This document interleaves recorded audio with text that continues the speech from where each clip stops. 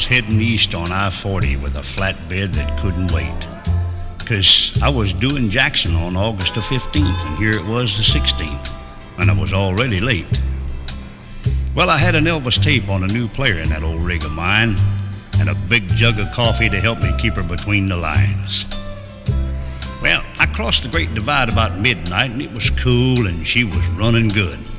So I thought I'd put all the miles behind me that I could. Well, I must have been dozing, I guess, for an hour or more, when I rounded a turn into a valley I didn't recall seeing along here before. Well, I got to wondering that maybe I'd missed my turn along the way. Then all at once, that whole valley got as light as day. Well, I pulled over and got out and took a look around. The sky was black, but I could see for miles, and there wasn't a sound.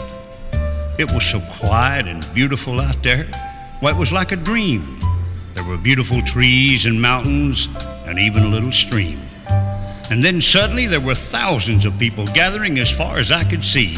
Young folks and old folks and kids all looking straight at that old truck and me. And then I heard something behind me.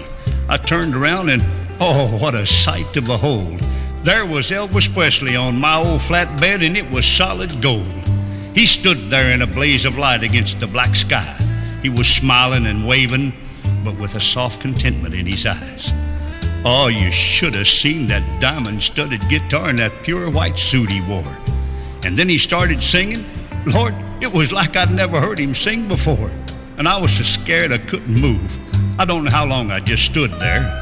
But Elvis sang every song he'd ever done. And music just seemed to come from everywhere. And then, one by one, angels appeared. And they came and sat around him. They began to sing along, and they placed a halo of light above him.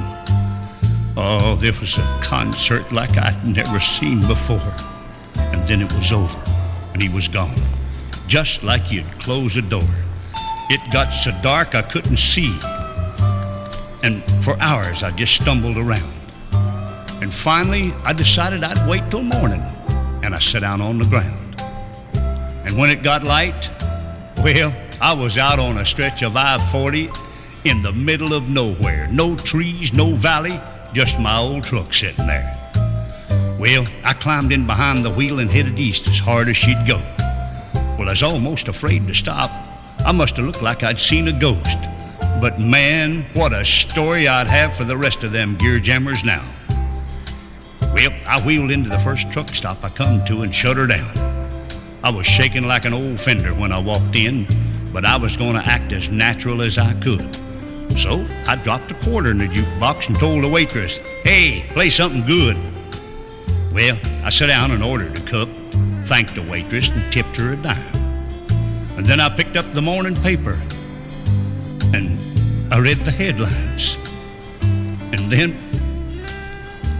then I knew I'd just seen the farewell concert of the King.